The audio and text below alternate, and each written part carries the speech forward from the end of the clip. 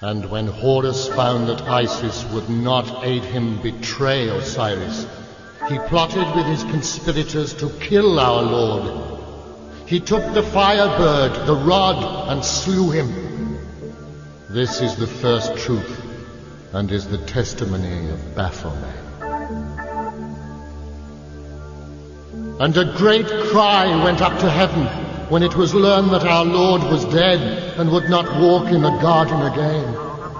Then brother fell on brother and fought like beasts and slew those they most loved. Even their wives and children were not spared the sword. Much blood was spilt to his name, and the suffering was terrible. So great was the love they had for Osiris. This is the last part of Genesis, the history of the people of Isis, the Nephilim. And the secret remains, that men have kept the identity of the goddess hidden, though her signs are everywhere if you have eyes to see them. Here ends the first garden, though this paradise shall come again, for the world goes on forever.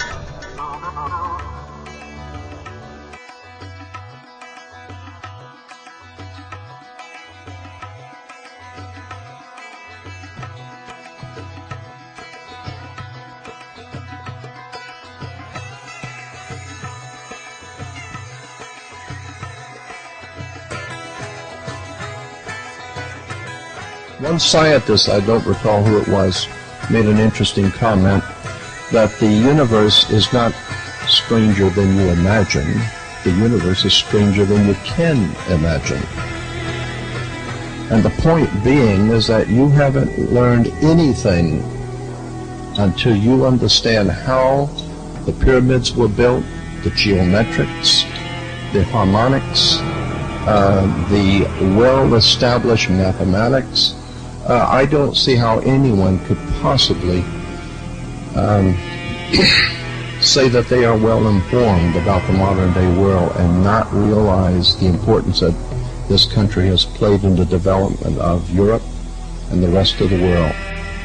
I remember someone saying a long time ago, always trust a person looking for truth. Never trust the one who's found it.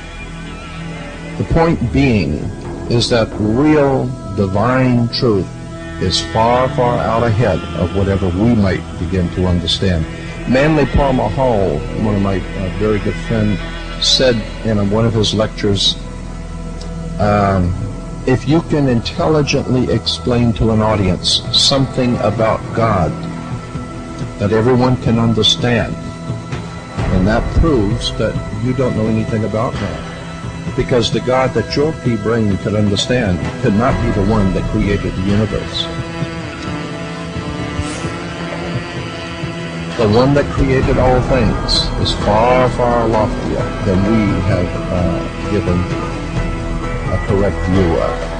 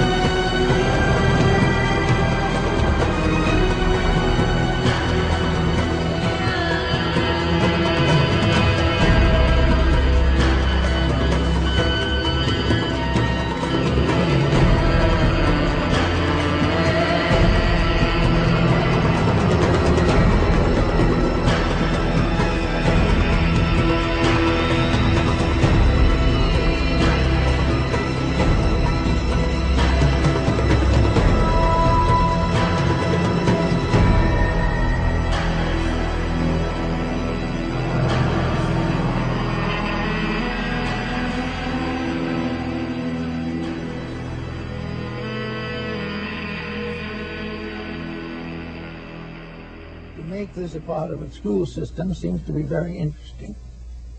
Now, I go back to Egypt, a very colorful country, for certain principles to discuss. In Egypt, the Egyptian was not born a citizen. This is interesting. When you came into the world, you were an Egyptian, but you were not a citizen of Egypt. You might have been born on the steps of the pyramid, but you were still not a citizen. This was because it was deemed that citizenship, mature participation in the labors of the state, required dedication, enlightenment, consecration, and, if necessary, self-sacrifice. Now, children in Egypt, up to around 15, 16 years old, wore a child lock of hair. It kind of hung down over the left eye and down onto the shoulder, a thin lock of hair. And this was called the child lock. And as long as that lock of hair was there, that person was not responsible for knowledge which he did not possess. He could not be blamed for mistakes that he did not know better than to make. But there came a ceremony finally, and in the presence of all concerned, the priests of Thebes and Luxor and Memphis gathered together those who were aspirants to become citizens of Egypt.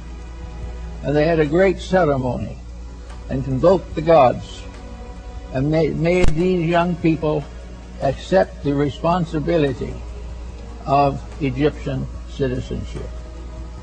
And from the records we still have of those old times, we get some key to what the instructions were.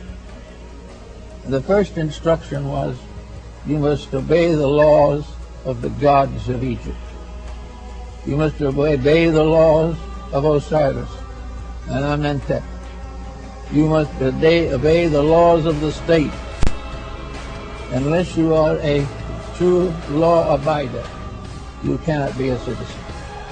You had to be truthful, honest in your weights and measures, kind to those in need, helpful for the forlorn and the sick, forever charitable. And at this point was introduced the great negative confession of the Book of the Dead. When the Egyptian died and went into the other world, they believed in Egypt that he had to answer to the gods of the underworld for his reputation on earth. He had to be able to give a statement that he had kept the 600 rules by which the Egyptians regulated his conduct. Maybe he couldn't keep them all, but he did the best he could. But he was working always under the pressure of being a good person, a dedicated person, and an Egyptian was an individual who could stand out upon all sides and prove that in every way he was trustworthy, honorable, honest, enlightened, and kind. After he had taken all these obligations so far, the little lock of hair was cut off, and the child became a man or a woman, became an Egyptian citizen, having the privileges and rights of a citizen. But without this bond, it could not happen. So let's move this forward into another type of world and see what we have here now. Supposing we had not here a citizenship by birth, but a citizenship by dedication. Supposing instead of being born an American, we went to school, the lower grades, middle school, and finally graduated from high school.